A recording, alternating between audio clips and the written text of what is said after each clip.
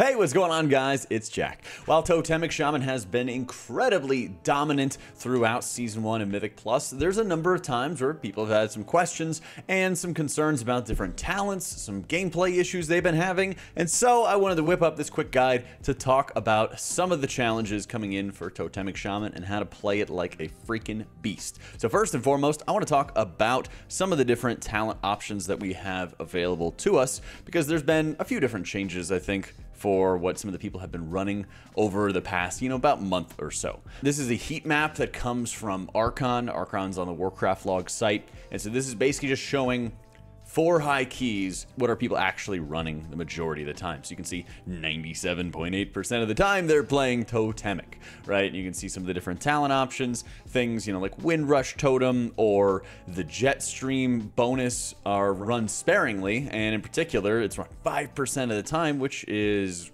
pretty good for a specific dungeon like City of Threads, because there's an icicle mechanic that can be removed through dropping Windrush Totem with Jet Stream talented, and it kind of acts as like a mass dispel, right? A few different situational things that are going on right there. Obviously, something like Poison Cleansing Totem is going to have like massive representation on that Devour affix that we just experienced, and then of course it's going to be used pretty heavily in Arakara, Borealis, and in Mists for the additional poison dispels that can be utilized there. And then again, you can kind of see some of the different representation for when people are utilizing certain abilities. Like for example, I always want to run Gust of Wind because the movement is great. Getting out of snares with things like Thunderous Paws for yourself can be really helpful, especially if you're trying to deal with like frequent snares, like you might see it like Smashes in Stone Vault. There's been a few different times where people have run some different options, for example, notably like Earth Surge and Totemic Coordination have been kind of like split between their representation.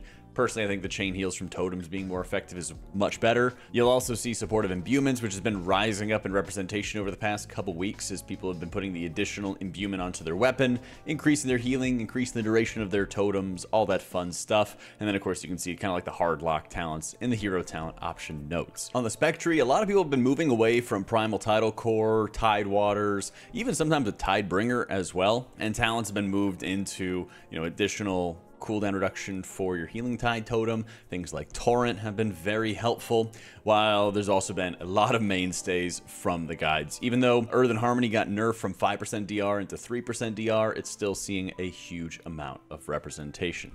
I'll link my talent build as well in the description down below if you want to just have an easy import. But let's start talking about how you actually use all of these resources that you have at your disposal. Because yes, Shaman with Totemic is very easy to get into, but people run into a few different issues I've seen on average. One of them obviously is going to be about mana. Another is about kind of running out of resources and kind of overusing their resources. And then another has definitely been about like properly leveraging your crowd control to like the greatest effect for your team. So let's talk about your mana usage, of course.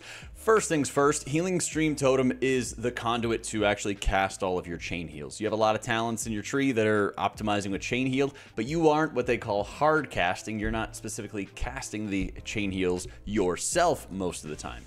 90% of the time or something like that, 95% of the time maybe, I'm having all my totems doing all the chain heal casts for me, and that starts with Healing Stream Totem. Of course, you're running Healing Stream because it's a lower cooldown than Cloudburst, and it has better synergy for allowing you to get more total chain heals from the build effectively for free. And to synergize with that, you have Totemic Recall. Totemic Recall, being a 3 or 2 minute cooldown at your disposal, is going to give you one of those totems back. And how I like to make sure I start the process is trying to push 2 Healing Stream totems out decently quickly early on in the dungeon if there's damage for it, and then hitting my recall, and then kind of picking and choosing whether I want to hit that Healing Stream totem right away, or if I wanted to make sure I pool it up for the next amount of damage incoming. This means that your recall and one of your Healing Stream totem charges are both going to be working to return their cooldown, because if you just hit one Healing Stream totem and then you hit recall instantly, well then you aren't really having your Healing Stream totems coming off cooldown, which is extremely important for our next point, which is Water Totem Mastery. This is one of the hard lock talents that everybody runs and you may not think about as much, but it's insanely important as you get into higher level keys. So Riptide is always going to be building up 2 stacks of tidal waves for you every single cast, and as a Totemic Shaman you can only hold 2 stacks of tidal waves at a time. And so what tidal waves does is it reduces the cast time of your healing wave or chain heal, and it increases the critical effect of your healing surge. And now this relates into Water Totem Mastery. By consuming those tidal waves, it gives you a chance to reduce the cooldown of your healing stream totem, giving you more chain heals, giving you more resources to lean upon, and being way more mana efficient as a result. So how do you start using all of these things together? Well, it's not a hard and fast rule to just always consume all of your tidal wave stacks, but try to be aware of it when you're in the dungeon, because there's also synergy with your tier set bonus, where your tidal wave stacks are also reducing the mana cost of your abilities. So all of this boils down together to say, keep using your Riptides, blanketing your group, keeping all of those rolling on your team is also going to be helpful for Deluge, which is making all your allies take more healing as well from your other talents. And make sure whenever you are casting, Healing Wave or Healing Surge to kind of spot heal onto your allies. Most of the time I try to use Surge, and we'll talk a little bit more about that in a second. But most of the time I'm trying to use Surge as mana is going to be allowing, and always making sure I have tidal wave stacks to take advantage of it. That also is going to have even further synergy in our talent tree with Master of the Elements, as casting those lava bursts when nothing is happening is not only mana efficient, but also makes your healing surges that much more effective, giving you a 30% buff or 60% buff if you cast 2 of them back to back. Both stacks are consumed out of Master of the Elements the second that you cast a healing surge, so keep that in mind. But it's a wonderful way, especially on very single target focused bosses, like the second boss out of Arakara, where it's just only single target all the time, to be able to hit a Riptide onto a target, build a tidal wave stack, use a heal surge on him, add damage when you can in between those infest casts, which deal absurd amounts of damage, and then it allows you to be more ready for the extra incoming damage that's actually going to end up happening. When I was doing a 13 Arakara, I started the fight with like 75% mana, ended the fight with about 42% mana, because I am taking advantage of those tidal wave stacks, and I'm also trying to make sure I'm using all of the real resources that I have at my disposal. Things like Ascendance and Ancestral Guidance, since the talents allow them to both be 2-minute cooldowns, they really go hand in hand, just like liking and subscribing.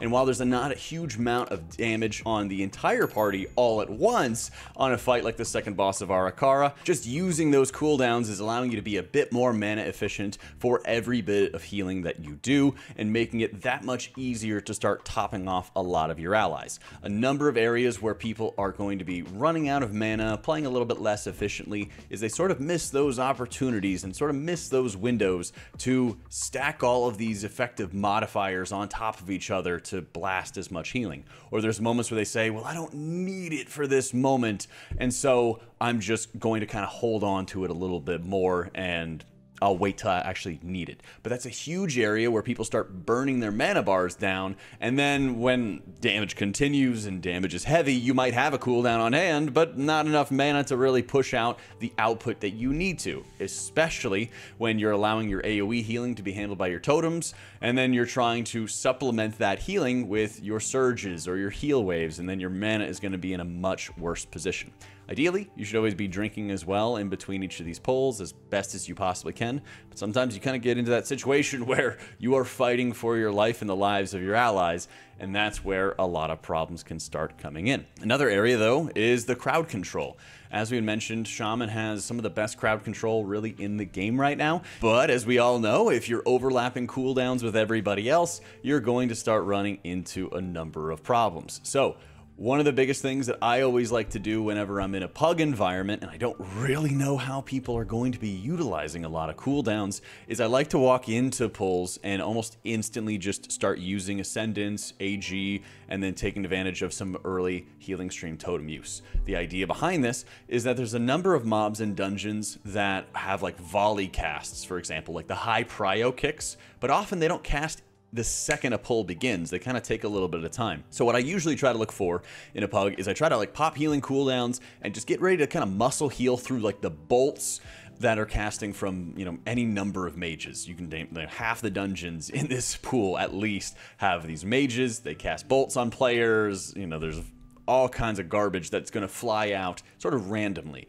And so when you have your Surging Totem down, when you're spreading Riptides onto all your allies, you have cooldowns running, Healing Stream Totems available to sort of muscle heal through that first part, it allows you to then utilize your kick, find those priority volley casts, and then once your kick has been expended and your healing cooldowns are starting to just wane and starting to wind down, that is a great area to take advantage of your crowd control and also allow your allies to get their kicks back off cooldown as well. Then dropping the Cap Totem, then using the Thunderstorm to allow you to sort of take more time as needed to deal with all the mobs, stop some of the incoming damage when you no longer have as many resources to take advantage of. It's also a good window to make sure that you're taking advantage of your Tidal Wave stacks, to give you your Healing Stream Totems back, to get all your resources back on hand and ready for the next round of damage that kind of comes in. So a lot of times, again, every situation can be different, but I like going into trash packs, popping healing cooldowns early, allowing people to kind of randomly kick as it comes out in pugs, while I watch for a lot of the priority kicks and volleys that might end up happening. Then I'll start using a lot of my crowd control. Then, as I've expended healing cooldowns, crowd control abilities, then I'll just preemptively pop things like Stone Bulwark Totem or Astral Shift in anticipation of a cast going off, in anticipation of damage going off. And now that you actually have 2 defensive cooldowns, 3 if you wanted to use Earth Elemental, but I like to save that for emergencies like us all. Usually when you have a couple defensives on hand, you can just preemptively use them with the expectation that something's going to go off. A cast is going to go off. A hit is going to go off. Coming from my background playing Priest, I'm very used to a lot of these casts going off. So this is also a primary area that you're sort of regenning. Once you kind of used some of your primary cooldowns, this is also an area that you start setting up for the possibility that things are going to be going wrong. Spirit Totem is, of course, one of your best oh no buttons in the game right now, just equalizing everybody's health to sort of give you just a steady period to sort of like take a time out from the incoming damage. But past that point, if you're starting to run out of resources, this is a really huge area for Shaman in general. There's a lot of times where if I know that there's going to be huge damage and I know a couple people are taking some hits, I'll kind of preemptively hit the downpour and not really wait so that I have the additional stamina from that and vigor, which makes a really big impact on like when people are taking burst damage, when they have significantly larger health pools to start tanking them. And then it's also a huge area for target selection, really. Like I mentioned, I'm almost never hard casting chain heals myself. I might do it if I have the High Tide proc and no Healing Stream Totems to use it with, but then that kind of feels like a misplay at that point. That might be the situation I would use it in, or if I had like Nature Swiftness or something and everyone's taking equal damage. But the majority of my Nature Swiftness casts are going to be on Surge, and most of the time that I'm consuming my Tidal Wave stacks, I try to use it on Surge if my mana is going to be in a good shape. And so when you're picking and choosing, when you're single target healing and focusing on one person at a time, this is a huge area for like using Omni CD to understand whose defensives are available. Mine's linked to the description down below if you want to yoink it, of who has defensives on hand, or even who has kicks on hand. The interrupt tracker I use is also from OmniCD. You'll notice a lot of times in pugs, people will kick to save their lives. People will kick if they see that a cast is going to be going out onto them. If the primary target that they're going after is going to be onto them. I have noticed that DKs are absurdly tanky right now. So a lot of times I'll kind of look to use my big single target healing on, for example, Aug Evokers. If I've seen them expend, you know, their scales or their renewing blaze, something like that, they're very active with their defensives and they can very quickly crumble. Other enhancement shamans I've been seeing a pretty good amount of coming into this incoming season, and so there's been a number of times where I'm dropping big healing onto them if I notice that they've expended through a lot of their cooldowns as well, and really just understanding who is tankiest in your group, who is taking those larger hits, who is usually more likely to end up dying as well.